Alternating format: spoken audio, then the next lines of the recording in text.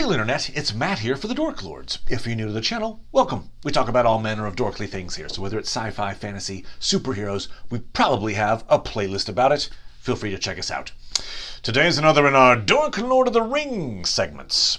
And today's topic is actually an update on Amazon's Lord of the Rings series. It's still a ways from actually, coming to the public, but they released a teaser trailer for it earlier this week. Thought I'd break that down, give you the latest developments. I suppose teaser trailer is almost a little bit of a misnomer because it's not like a sizzle reel of cool footage from the show. It's actually kind of a listing of the behind the scenes folks. The writers, who's running the camera, that kind of stuff. And I'd be lying if I knew all the names, right? I mean, someone like, oh, Jerry Jenkins is writing great. No, I don't know all those all those names, but I did look at their credits, and it seems like they've got some Game of Thrones, they've got some Star Trek, they've got sci-fi fantasy stuff going on. Good for them. There are a couple of names that I did recognize, and I did want to bring those up. The person who's going to be directing the first two episodes, and that is J.A. Bayona. He directed Jurassic World: Fallen Kingdom, as well as A Monster Calls. So obviously he does a lot of creature work. Very well. I'm not sure how many creatures he's going to need necessarily in Middle Earth, but there'll be a few, and he's good for that. It did occur to me actually, if you've seen Fallen Kingdom, that basically is an island that's exploding, and people have to escape from an island. I mean, it kind of sounds like a Numenor thing if they wanted to go that way.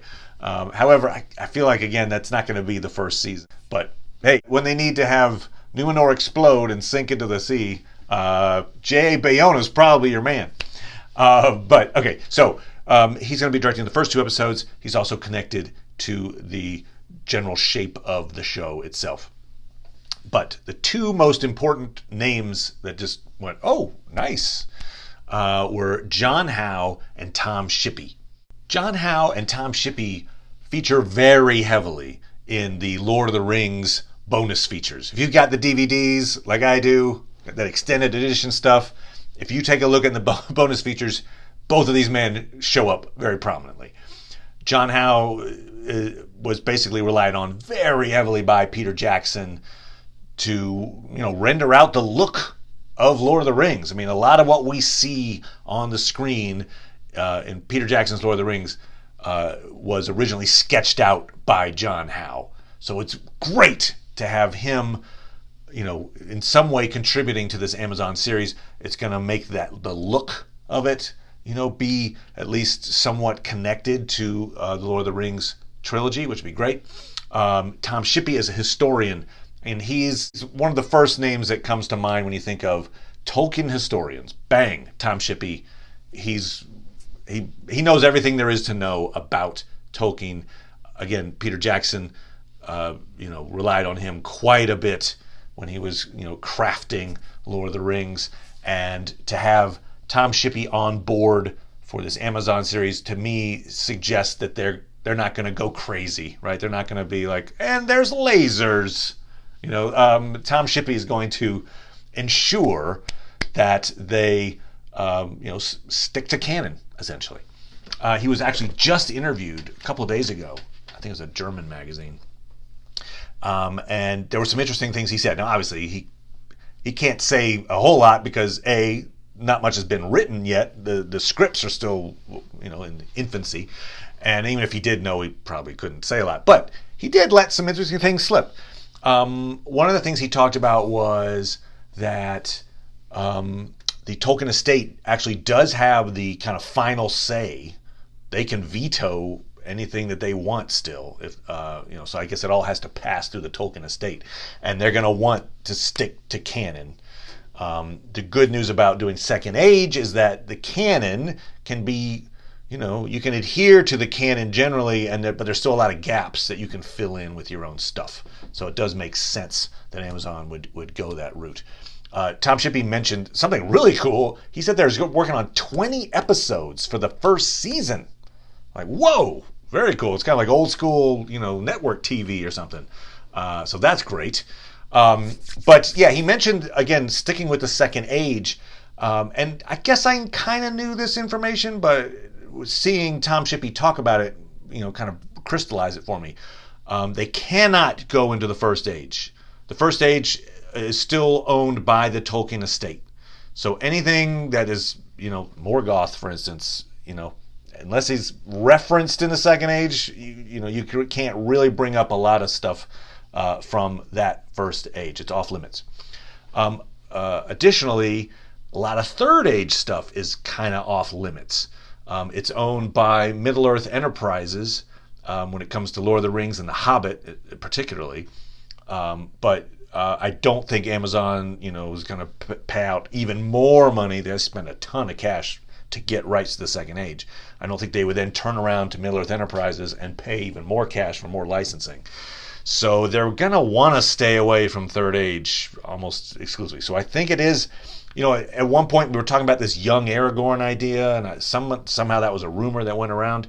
The more I see this info about Second Age, can't go third, can't go first, I kind of feel like maybe we're not going to get any of that young Aragorn stuff, which maybe it's for better anyway. Stick with the Second Age, fine, we're in. One last bit of intriguing information is that there's actually some casting information. We know of one person who's been cast, and apparently they are a series regular. It is Markella Cavanaugh. She's a young actress. She's been in an adaptation of Peter Weir's Picnic at Hanging Rock. But she has been cast in the part of Tira.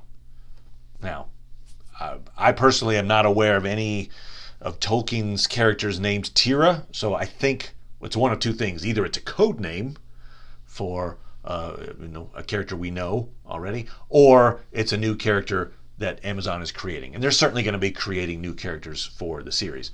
But the fact that it's a regular, is obviously this character is going to be, I assume, of some importance. You're not going to be like, the first character we cast, the extra that stands on the tower that looks left. No. This is a person that's obviously going to get some pretty good airtime. So from the look of Markella, I would just guess that she'll be playing an elf. Doesn't have to be, but I'm guessing, especially elves are going to play prominently in this Second Age story. So obviously the most important female elf that will be in this story is Galadriel.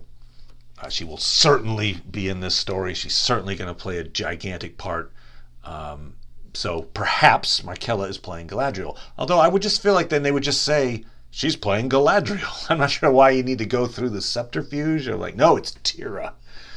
So I'm kind of leaning to the idea that perhaps Galadriel has yet to be cast, and that this is a character unique to the Amazon show. And so with that in mind, I can't let a good theory crafting moment go by without providing some kind of theory. So if I was thinking a female elf that's not Galadriel, it's not one of the characters we know from the myth, who might that be? And I think perhaps what you've got is a female member of the Gwaith y Myrdain. Now, the Gwaith y Myrdain are the people of the jewel smiths, and they're going to be incredibly important when it comes to the creation of the rings. I'm going to read you actually a passage from Unfinished Tales that I think is going to be very important, assuming that this show starts off in the time when the rings are being made. Sauron is pretending to be the nice guy, Anatar, and there's all kind of political intrigue happening, elves amongst themselves, and Anatar / Sauron trying to, corrupt from inside. So this passage, I think, will be very instructive for the first season of Amazon series. In Eregion, Sauron posed as an emissary of the Valar, sent by them to Middle-earth. He perceived at once that Galadriel would be his chief adversary and obstacle, and he endeavored therefore to placate her, bearing her scorn with outward patience and courtesy. Sauron used all his arts upon Celebrimbor and his fellow smiths, who had formed a society or brotherhood, very powerful in Eregion, the Gwaith y Myrdain. But he worked in secret, unknown to Galadriel and Celeborn.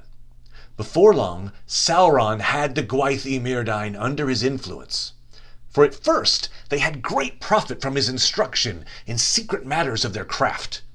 So great became his hold on the Myrdain that at length he persuaded them to revolt against Galadriel and Celeborn and to seize power in Eregion. And that was at some time between 1350 and 1400 of the Second Age. Galadriel thereupon left Eregion and passed through Khazad-dûm to Lorinand, what became Lothlorien. That's how she goes to Lothlorien. So she's in Eregion. There's a revolt of these smiths, and she's kind of kicked out, essentially. So these Gwaith y Myrdain are a large group, as I say, it's a fellowship of smiths.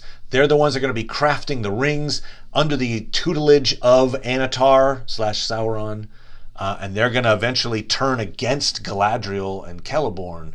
And so there's going to be this really intriguing, triangle of allegiances that come about, and Celebrimbor is going to be right at the heart of that, obviously.